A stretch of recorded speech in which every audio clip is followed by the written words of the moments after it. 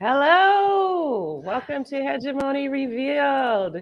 Gary, Shahana, my co host, we're going to jump into the madness that is being, you see, my eyes went madness, that is happening in the world today as Gary's just said, the nuts and the bolts. No, Shahana said it, the nuts and the bolts are falling off of the veil.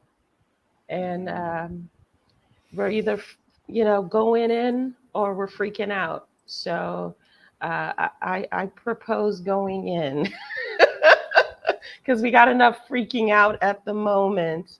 um, so when we were before we got on recording on this live, I asked we do our total normal check-in, and I said, he says, so much of the hegemony is being revealed right now. And I asked Gary, well, what do you give me an example? What do you mean? And so we were sharing some of those kind of things that we're noticing that are becoming more and more transparent and can no longer be what Shauna said, layered on with, fancy lipstick and makeup. It's not working anymore. And so what I see, especially right now in American politics, which I try to tone out sometimes, but the divide is so constant that they're trying to create in the US, LGBTQ, trans agenda. Uh, um, on one hand, Texas and Florida's madness is so beyond. I can't even get into that, but the fact that we're constantly pulled aside and distracted with things that really don't matter. And then I saw a video that just gave me such a mass clarity that, like, right now in Africa, there's the same divisionary tactics that the government uses by going into other countries and say, okay, you need to have these social norms like America. And I find it to be such a Hippocratic like thing they're doing, because right now in the US, trans people are being attacked left and right. It just came out of the blue. We've had RuPaul's Drag Race for like 10 years, 20 years now, right? It's not been an issue. But, the religious right all of a sudden decide that they're going to attack that. And people are freaking out. I have clients who are trans, and they're like having crises from, all right, we fought for this acceptance, and we were there. We have TV shows, we're fun. We're just here to make life more beautiful and colorful and accepting. And now we can't walk down the street, you know. Um, that hegemony's power to create illusionary social problems in order to deflect and hide what's happening behind the circle. So the question was, why? Why is this happening now?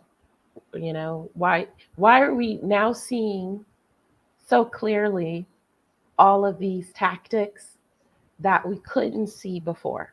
And it's not just us three. I've been having this discussion with a lot of people. So that's how I'm feeling about it. It's like, come on now. Yep.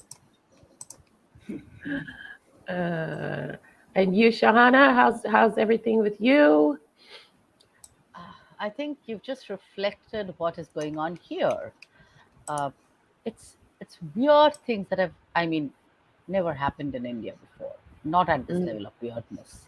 mm, People video recording women on the streets to harass them mm, randomly. Okay, Muslim women being persecuted just because they're Muslims.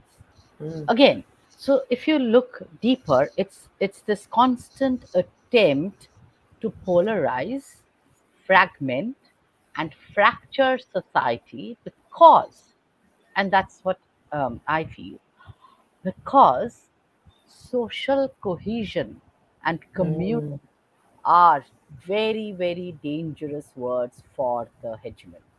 Mm-hmm. The Mm. moment people cohere and commune with themselves and with each other, hegemony is gone.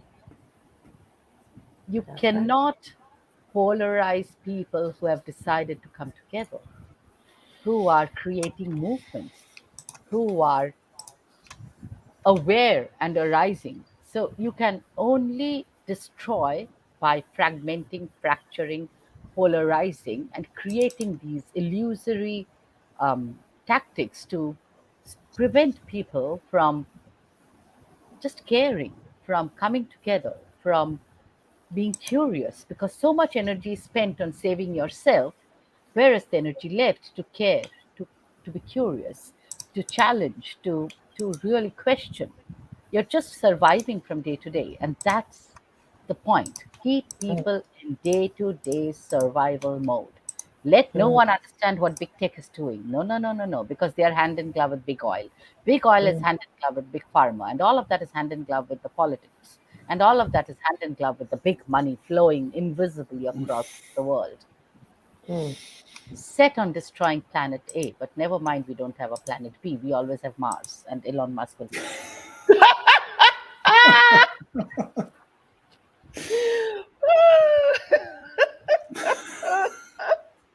I want them to leave. I say go. All of you, get on the Please ship. go to Mars Please. and wherever else. Please go. The sooner the better for us and the few Yes, but sentient beings left. exactly. But why? Here's what I don't understand: the destructive nature of hate and all the isms is that they have to destroy what they can't have before they It's, go. yeah, because I, capitalism is founded on that. If you look yeah. back in history, capitalism didn't just appear out of the blue. Markets and trade have always existed. Always. I mean, people have Right. traded and Mm-hmm. marketed and used different forms of barter system and money and whatever else. But Hmm. there had to be an accumulation which would force people out of their own subsistent living, which was happening in the UK when peasants were forced out of their land and everything Yeah. was, everything was what is the word, Gary? When everything was captured by the feudal lords and the church, Yes, Yes. and peasants, enclosure, Yes. enclosure. Yeah. enclosure, the whole Enclosure. enclosure movement, Mm-hmm. Right. and peasants were turned into subsist and into laborers, forced wage laborers. Right. And the That's more the good. peasants, the more the wages could be forced down Hmm. because, well, they had to survive. And then they poured into the cities with the beginning of the Industrial Revolution. More Hmm. wage laborers created, more immigrants created in that very same country. Never mind what was happening elsewhere in the world. Hmm. Hmm. And then a few people hoarded, accumulated, and that capital was sitting with them and growing on the backs of these poor people, the rest of the country, rest of the world. Yep. Yep. Oh my God, Enclosures. I've got like 96,000. Like, I need to. Right, I'm just going to keep it really, really succinct, which is unusual for Yes. Gary. Right. First things first. Love you, Gary. Say Love First you. everything that you things. want. First things first. Capital ism. I've never Mm. seen that word as an ism alongside Yes. racism, Yes. etc., etc. Capital dash ism. It's It just is. another way of conquering and dividing, Yeah. right? Like in this moment, I actually have heard you say that Hmm. capitalism and not just capitalism. It's easy to talk away.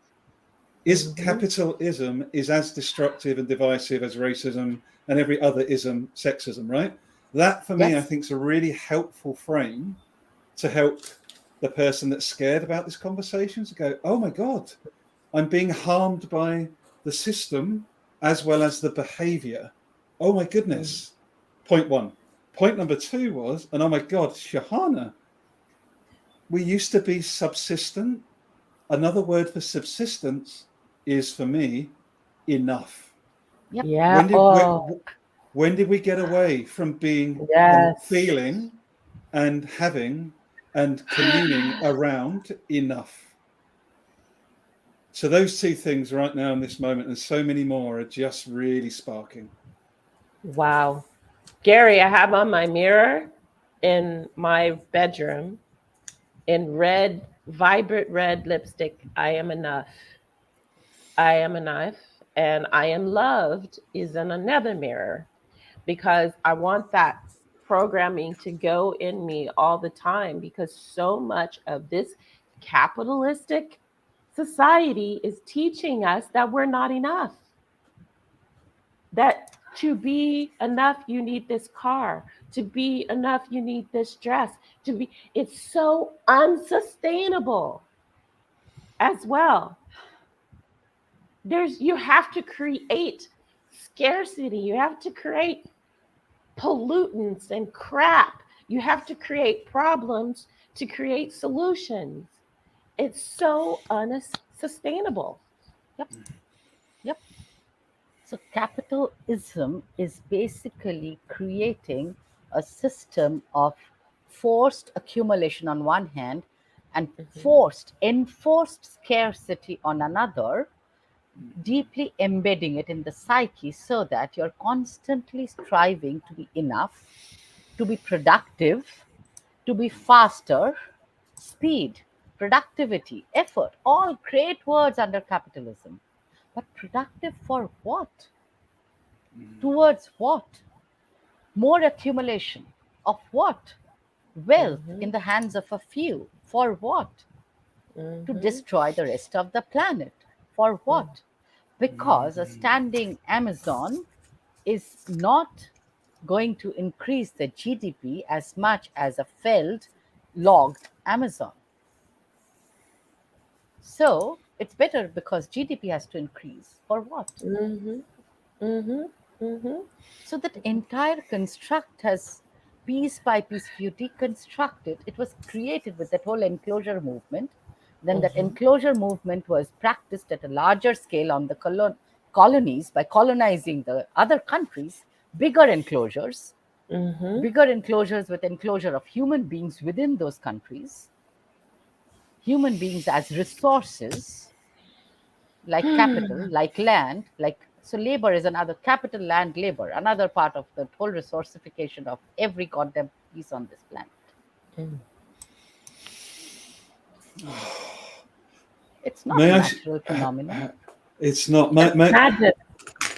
It's all. There's another. I've got to. This is why I appreciate both of you and all of you out there. If you may be watching us or watching this back, this is the type of space that I believe we need, not just want, need to be able to see through the veil. Right? If I thought about any other need right now, it's spaces like this for all of us to be able to experience and explore together without judgment, without fear. Because one of the things I've wanted to say and try and have within my corporate role, which, as you know, is in the center of the extractive industry, it's in the belly of the beast, trying to have these conversations is part of why I'm here. I know that. But it's just this really, really potent awareness that mergers and acquisitions, right, is a very Western financial services based term that nobody questions. It's just the way we do things culturally. But there's not a single more colonial reinforcing action than to acquire another company and destroy their culture as you bring them into your culture as a multinational company. Colonizing. Yes, colonizing. And then you literally catapult in someone from your culture to run the organization, no matter what their culture is, whether they're Brazilian, Mexican, Southeast Asian. If I can't imagine hardly any, I don't know of any multinational company, including my own, that hasn't sent in one of their people from the headquarters to run the country in a way similar to the country from which they are headquartered. That is modern day colonialism. And then they call it harmonization. That's another corporate term, harmonization. Yeah. There's nothing there's nothing harmonic about it. Nope. So there's this huge confusion between harmony, which is what a jazz band have. I mean, listen to Ella Fitzgerald. That's harmony. Yeah. And uniformity, like the military uniform. Everyone has to be the same, stand in height order in school, back straight. So Yeah. uniformity and harmony are two different things. You, Colonization strives for uniformity, but detests harmony because harmony arises from togetherness and care and community. that and the heart, it's a resonance, it's a Yep, vibration, yep, it yep. raises things higher. One of the things that this just keeps screaming in my head is the lack of adaptability. Why are our colonial forces so maladaptive? Like, it's not that, they go in and they add value. Nope, They nope. pretend that they add value. No, what they do is they cut down vast, beautiful, harmoniously working parts of nature that have been balancing the ecosystems of this planet forever to make green grass lawns. Colonial forces are like monoculture. Yeah, Nature is a rainforest. yeah. You can't, you for what? Vanity. For what? Ego. I used to always say a green lawn in the United States is a waste of land, in my opinion. It's a waste of land. You could be growing vegetables. You could be growing flowers so that the bees can pollinate and make honey. There are so many things, but why is it this deep seated desire to destroy and leave nothing behind? What is the psychosis for that? This is what I'm always trying to figure out. There's something. I got into a discussion with a psychologist, of course, because they like me and him, we like to battle certification and not. I call it, I see racism as mental illness. And her response was, that's unkind. As a person who has struggled with mental illness, I think that's unkind and anti Black. And I laughed and I said, wow, you've been indoctrinated, haven't you? Because that's what they would like you to think that I am saying. But in fact, what I'm saying is that there's a cause and effect for every single thing. People are not inherently anything except for curious, imaginative, and loving. I think those are the three inherent things that we come out of the womb with. And those things can be lifted up and celebrated, or they can be squashed and destroyed. So, as you can see in the education system, they're squashed and controlled because they need to create that uniformity that you just said, Shahana. So, what happened? And I love that you touched on the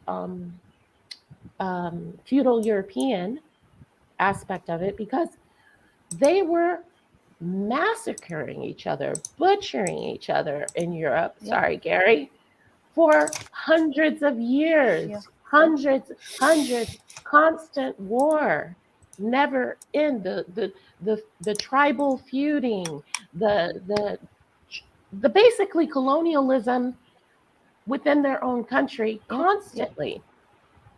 And with that, you had the church raping, molesting. You Yep. had the inbreeding of royal family lineages to that created mutations that and create the mad king they called him, right? Yep. All of this has been happening. I see that as mental illness. Okay, there was something that cracked to survive.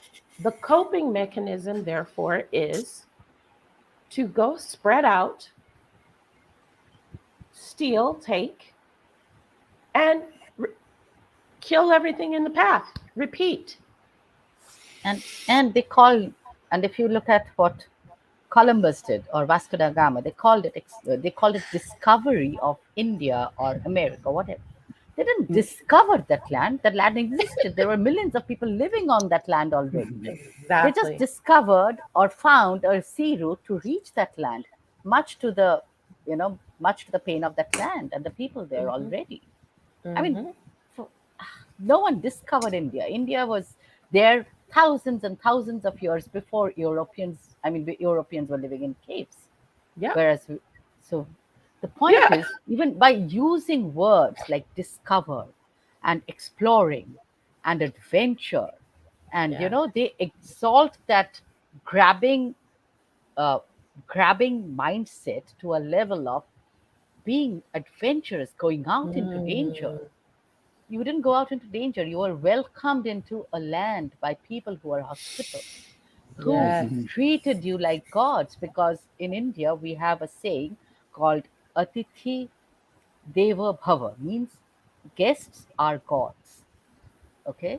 That's a Yes. Sanskrit saying. Atithi Deva Bhava. Yep. Guests are gods. So Yep. anyone coming to India would have been received like gods, because we receive anyone, a stranger coming to our house and knocking, will be given a glass of water, not shot down with a rifle like in America. Yes. Even And today. Ubuntu in Africa is the same Yes. concept. Yes. So it's just been a constant manipulation of Yes. And kindness. appropriation of those concepts now into the Yes. Western packaging and Mm. selling by, I don't even know who. Oh, there's Great. several. Or great. Yeah, I'm sure.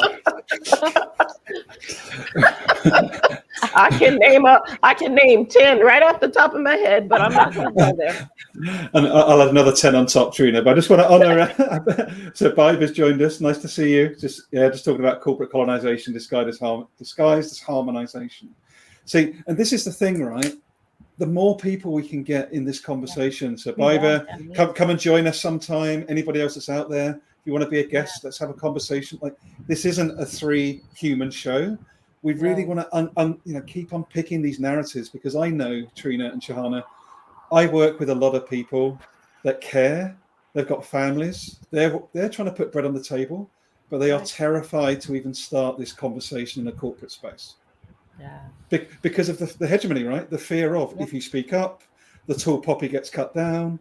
If you show Right. up fully, you're going to get moved out. So there's all of we're just trying to model, aren't we, that it's okay to have, and in fact, we need again to have these dialogues. So I just want to thank you, Biba, for joining us. Yeah. Thanks for joining us. Thank Yeah. you. Yeah. Yeah, it's crazy. Somebody said to me, thank you for confronting these topics today, and thank you for being fearless about it. I Fear is a useless unless there's a car coming at me and it tells me to jump out. I'm no longer increasing my cortisol levels for for nonsense anymore. You know what I mean? Like, I how can you fear something that's already crap? You know what I mean? Like, how can you fear lose? It's crap. It's sorry. I've known since it was crap since I was 5. This is stupid. I don't get it. Why did we do this? Why did we say this? I was the kid that the teachers could not stand because Sure. I would put the why in everything. Well, why is it this way when it would be easier to do it this way and this way and this way? It drove people crazy. But you know what? Just can't be indoctrinated, and then people try to put you in a box of crazy, because that's what anyone who talks outside of the narrative is called unstable, is called this or blah, blah, blah, Black Panther movement, terrorist, when it's just calling out the obvious mental instability or psychosis of this whole system. It makes zero sense. Even a child can see that. Yeah. And anyone constantly grabbing and that constant lust for power, Mhm. for privilege, for money is a kind of sociopathic behavior. It It totally is, is. I mean, you cannot constantly lust for something. Ah, I mean, it's not even normal. It is, Because they don't feel yes, enough. They yes. don't So feel there, enough. exactly. So they need that external validation all the time because that enoughness does not exist within. They're so Mhm. detached from themselves that they are cut Yeah. off from the rest of the planet and all living beings, including themselves. So Mhm. for them, burning down the tropical forests of Amazon and burning down Australia and watching kangaroos die means nothing because they are dead inside. Only by coming alive within can Yeah. I see the aliveness outside. Yeah. Yeah. There's a struggle that I see. Oh, who's jamming? Was a particular demographic. I see the particular demographic. I'm being PC, pale scale, really struggling right now because this is the first time that they have, not the first time. I'll take that back. It happened, during those times, the serfdom. But then they were given a promise that if you do our bidding and help us take from everyone else, we'll give you a little bit of extra. Okay. And so many are holding on to that promise like it was real because that's all they have. But it was never real, it was an illusion. And so many people are waking up to this reality terrified. And I would be horrified to think that I've been contributing to this pain and the destruction of my world for so long, oblivious, just oblivious, you know? So I think there's, like I said, people are either checking out, going in, and I think our governments, global governments, are going nuts. They're grasping, Yep, yep, yep. grasping for the power that is going through the rest of their Yep, fingers. It's yep. just going out because they everybody's waking up and they're not Yes, going yes, back to sleep. yes. Not It's going back to sleep. it's a massive thing over here, Trina. With that, of course, is the oppression and the right to protest, right, being clamped down on all around the world, right? Everywhere. Particularly, so bear in mind, literally 18 months ago, people Hmm. around here would have still said, "Yeah, we're not as racist as the US. We're not as our police aren't as bad as the." I'm not blaming anybody, right? We're talking about the Yeah. system Hmm. again. Right, The system. the, the system in the UK, because I actually ran in the local council at the start of this month in the local elections. I can promise you both, I can tell everybody watching this or watching this back, the level of oppression, division, fear from these people that currently have power, as it Hmm. does slip through their finger. I Hmm. completely agree, Trina. This is the death throes of the alligator in the shallow Yeah. water, just going absolutely, Crazy. completely wild.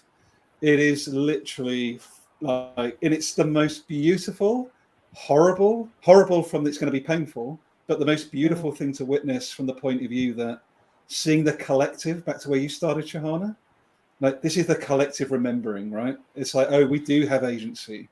Oh, my voice does matter. Oh, I can contribute to my community. I don't have Hmm. to just say yes, sir, no, sir, 3 bags full, sir. Like, Hmm. it's different layers, it's different levels, but concurrently, they together, I believe, is this incredibly potent energy that is literally, I keep talking about the genie on the bottle. It's literally Yeah. going, and it's about to go. Mm. Mm. It's beautiful to witness, but being American, we just got this supposed the debt ceiling thing that was just been the media's been stuffing down everybody's throat.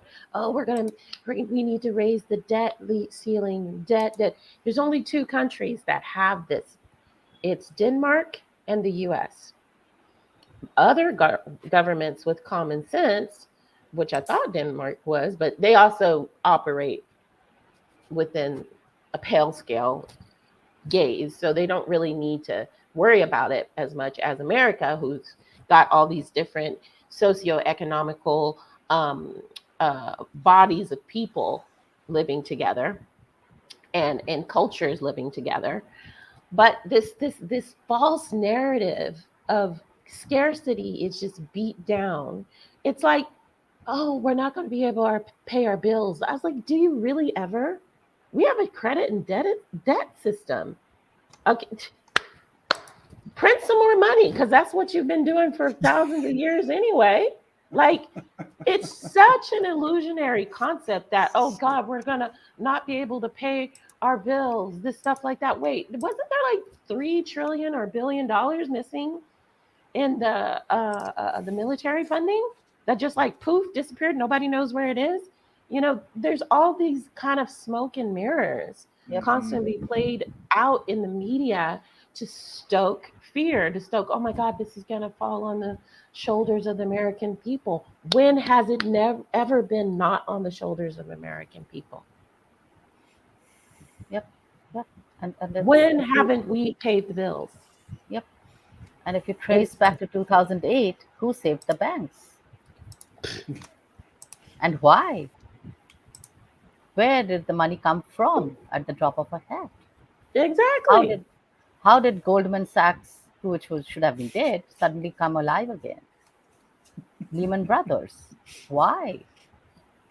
Why did you save them?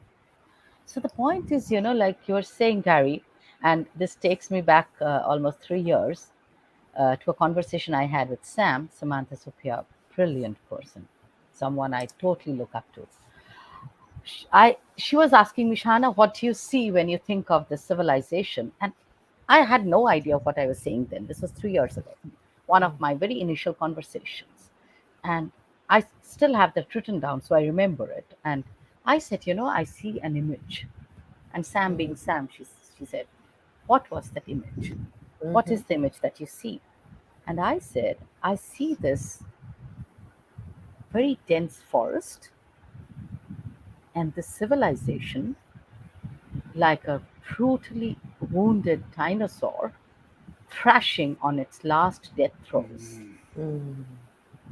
And it's about to crash down along with the forest. And the dinosaur stayed in my head. And I still remember I described it as slimy green and fungus covered. And it's thrashing so hard, it's bringing the entire forest down. And when I look back on that, I was reading that, what I described 3 years ago, I'm thinking of the dinosaur as the present civilization, bringing down its entire interwoven matrix along with it as it crashes down, pulling the whole matrix down with it. In that, and as we started this conversation, saying we can see the nuts and bolts, because the matrix is on the verge of collapsing inward with the narrative, which is the dinosaur, is the way I was seeing it. Oh, yes. It's a dinosaur for sure. Old and antiquated, and what other words you can use to say outdated, whatever, just unsustainable. Yep. It's just never, it was never meant to be this way. Never. It's inhumane. All we do is multiply, get sick, and die. That's the cycle. I want a world where my son can thrive without fear, with community, with caring. I want egalitarian concepts. I want people who are creating this to die off like the dinosaurs. I was like, they live too long. Go away. Go away. They're living too long. But the problem is that they keep passing down their ideology. And all we have to do, Gary, our first conversation is stop. stop participating?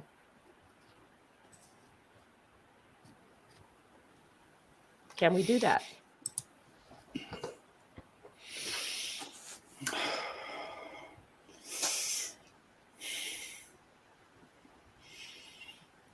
And that's where agency comes back, right? The agency that we've been conditioned out of us. Suddenly we're like, oh, well, I can ask that question, that pertinent question. I can ask it. My job probably isn't going to be at risk, or my family isn't actually at risk, or I will find a means to put bread on the table. Like, it's like, I'm not belittling. Different people have different barriers, right? But the reality is, certainly my experience, and again, a very privileged one, is it almost, think of a time when you feared something. How often has it ever been as bad? Ever? Exactly. I can't remember a single time where it's ever as bad as the story I told myself that it would be. But I'm not sure. Maybe that's a privileged lens. I'm not sure. No, I'd agree. It's just like the end of marriages, the end of any type of structure or relationship, you know? It's never as bad as we make it out to be. It could be bad, but it's temporary. Mm. Yep. It's always temporary. Yeah.